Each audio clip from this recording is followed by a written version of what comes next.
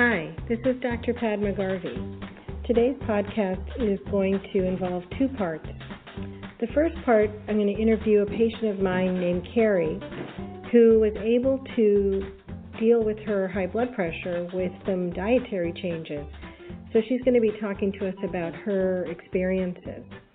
And then the second part of the podcast, I'm going to be reviewing some stuff about omega-3 fatty acids and DHA, and how if you understand some of the science behind them, you won't feel like you need to buy a supplement.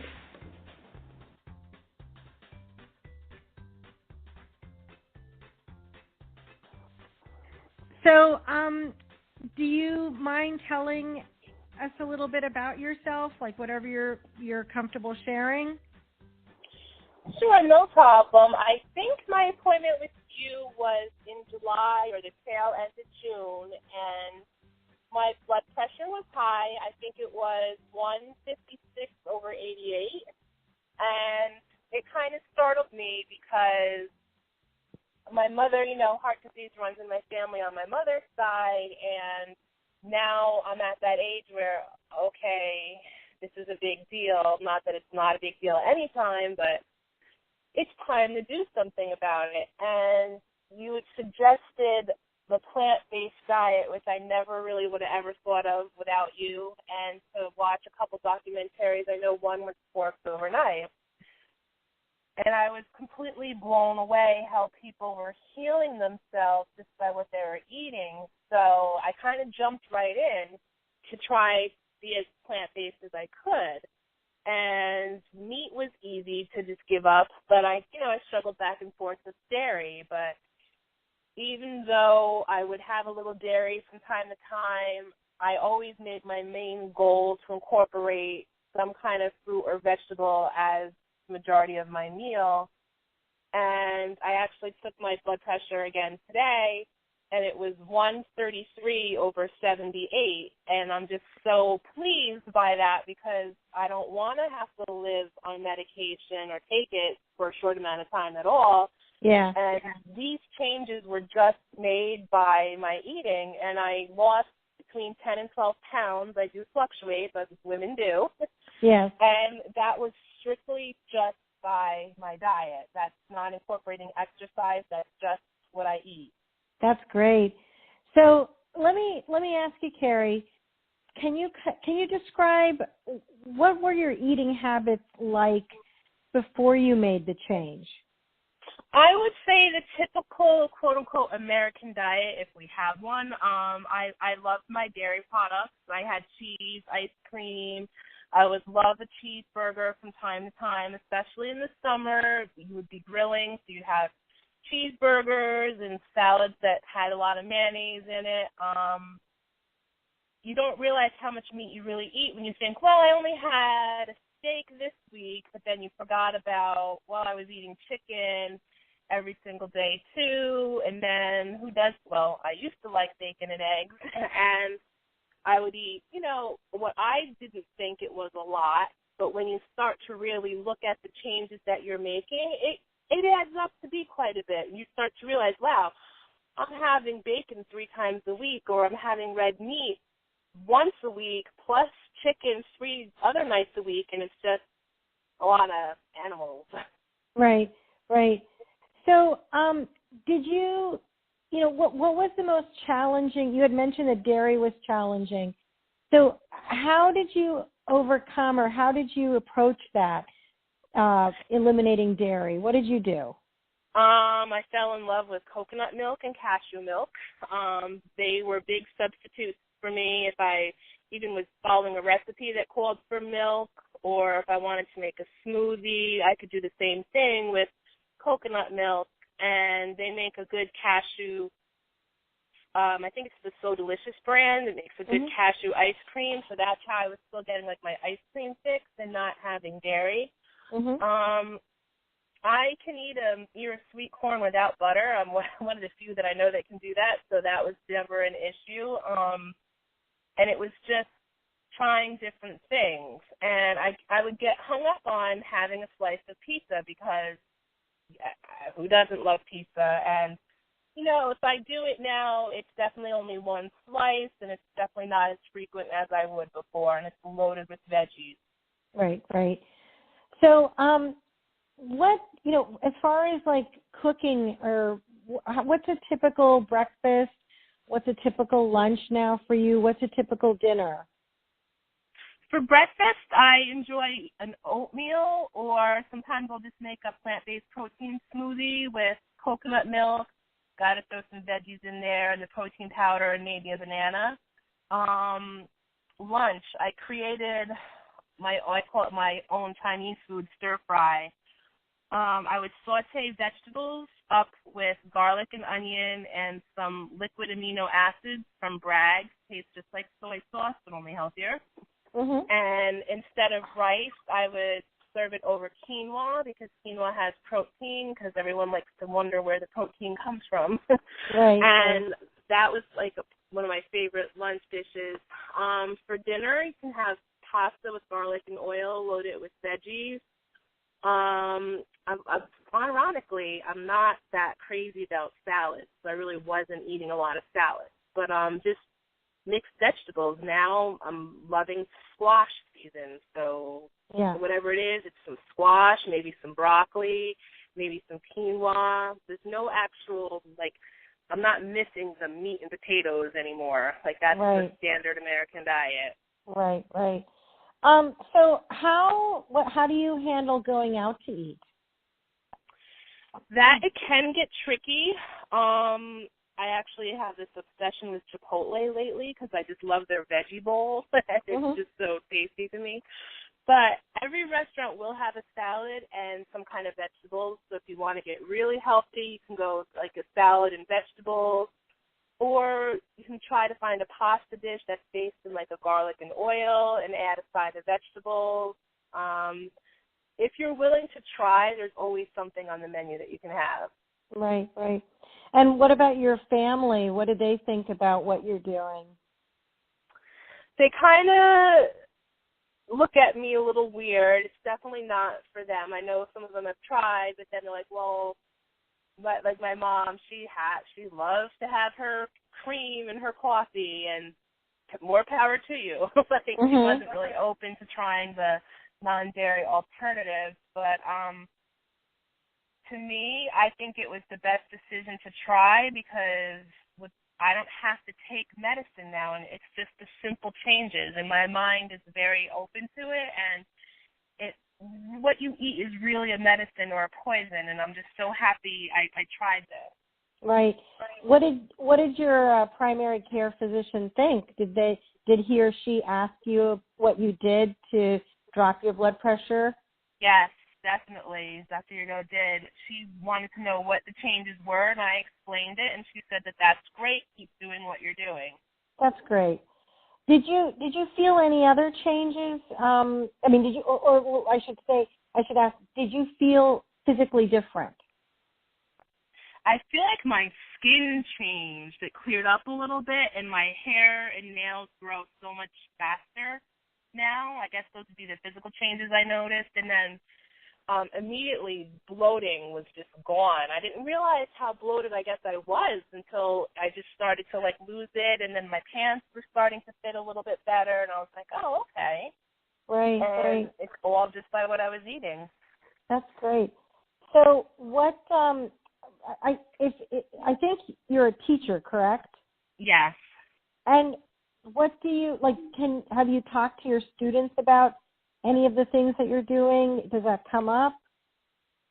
We talk about eating fruit and vegetables as a snack, because what they bring in is always not the best option. They're bringing in chips and cookies, but we talked about, well, could you have carrots instead? And, I actually partner with the Poughkeepsie Farm Project, and we introduced hummus to the students, where we made our own hummus, and the kids tried it, and they loved it. Oh, that's great. Right, and I get really excited about those things, because it's simple things like that. People just need that kind of exposure. Right, right. So, if you had some advice to give to someone who might be listening, who's got high blood pressure and kind of was in your shoes before, what would you say to them? I would say to be very open to try it, and you will get a lot of criticisms because it's different. You will hear the criticisms from the people around you because maybe they don't want to try it or they're not open to it, but to me, it's worth it to not have to take medicine. And there's always an alternative. You will learn to fall in love with cooking again because you will have to cook a little bit more, but once you find your staples, they're always the same thing. Like every weekend I'm making a batch of my veggie stir fry for my lunches during the week, and I truly love eating that. And if you miss a meat texture, there's so many different kinds of mushrooms that you can work and eat, and they taste similar to the meat texture that you might miss. Right. That's a great idea. Do you have a favorite cookbook or anything that you like? Not really. Will go to Google recipes. I'll just go on Google and I'll type in oyster mushrooms, different ways to make those. And I even made those one night as like a mock chicken tender. You can just kind of pan-sear them nice and crispy, just like you would like a piece of chicken. And I had that with my quinoa and broccoli one evening. That's a great idea. Yeah. So you gave a lot of great advice. I'm very hopeful that hopefully at least a few people will listen and try and make the change. Thank you so much for taking the time to talk to me today, and really appreciate it, Kari. Oh, no problem. I hope it helps anybody because when I come from a place where if you had suggested this before I had a health issue, I probably would have said no. But now, realizing that I tried it in about July and I stuck through it, and I'm just like, this can be done. Yes, and you know what? The recent picture that you updated your profile picture, you look fantastic. Yes. And it's funny, you updated your profile picture before you sent a message about changing your diet. And when I saw your updated picture, I thought to myself, oh my gosh, she looks good. She's got a glow. And I didn't know yet that you had changed your diet, but it's quite apparent. Wow, thank you. Yeah, it's the best thing I ever did because it's just nice to not feel so weighed down by, I don't know, dairy. And maybe it's just float through life and know that you can get through whatever health issue you may have. It might take longer, but you can definitely reverse things. That's great. I'm so glad to hear you say that. All right, Kari, thank you so much. No problem. Have a good night. Okay, take care. Yes, bye-bye.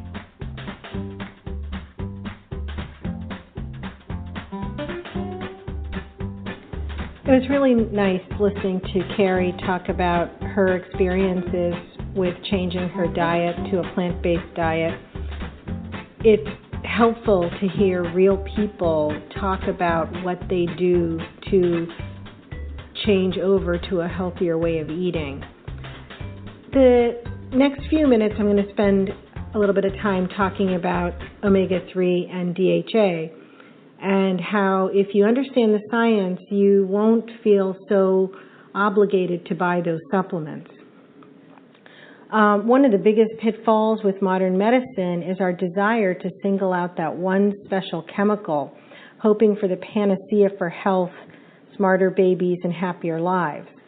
Pharmaceutical companies and vitamin manufacturers want us to believe that such a thing exists and that we should buy lots of it. Fortunately, the human body is very complex. In each and every cell in our body, innumerable, interconnected, complex chemical reactions are occurring every second. That's why, though many studies have tried to definitively show that taking an omega-3 or DHA supplement significantly affects health, the overall consensus is that such findings are lacking. Now, this is not to say that we don't have evidence that omega-3 fatty acids and DHA are good for us. Quite the contrary, when we look at the eating patterns of large groups of people, like whole countries, over long stretches of time, like centuries, we do see that certain diets tend to be healthier than others. Diets that are largely plant-based, whole grain, unprocessed, low in fat, tend to be healthier than the typical Western diet.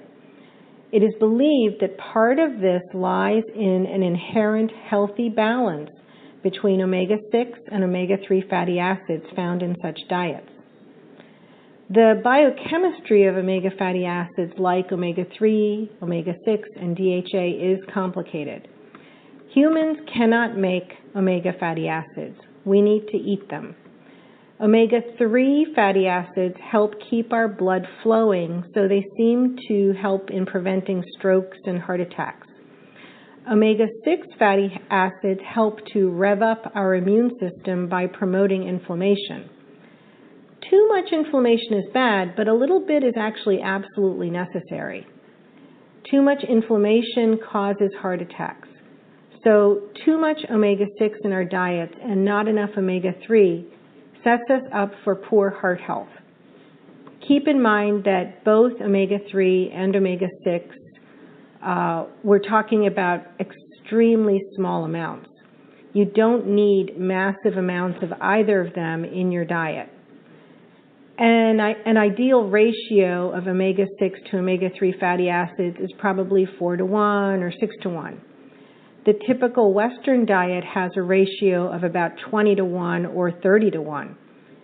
Where does all that excess omega-6 come from in the typical Western diet?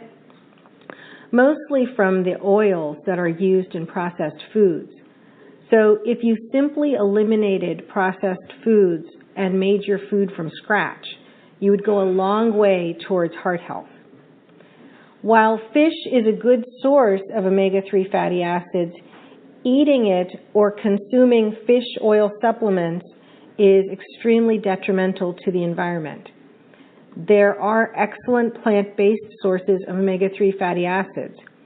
Interestingly, traditional cuisines tend to utilize many of them.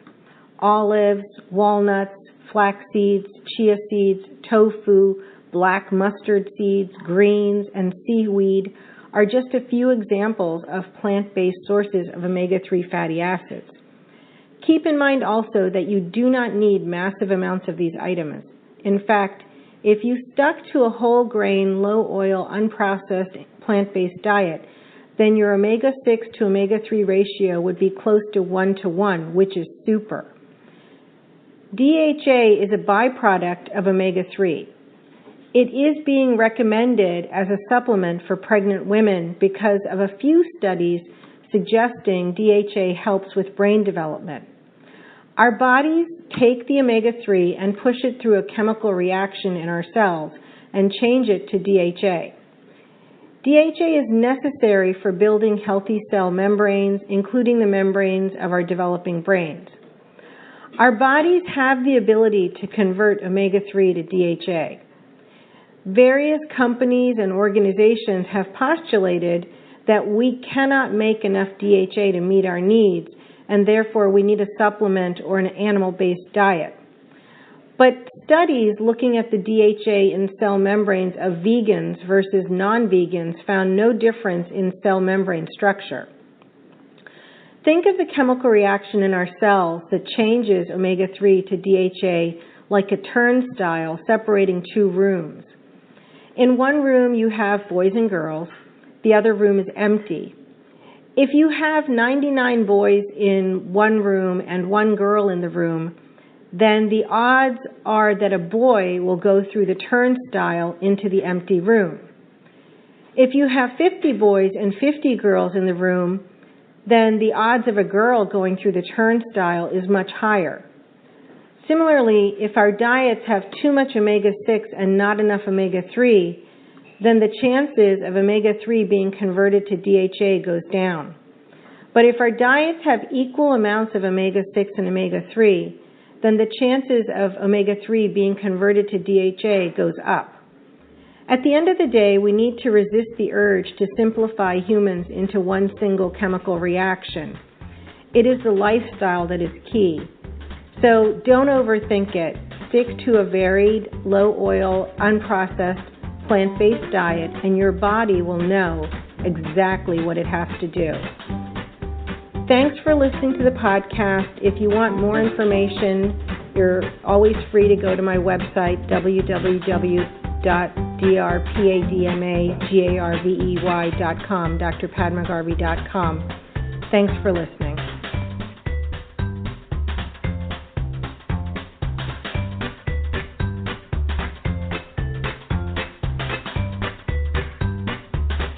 Music for my podcast is provided by bensound.com.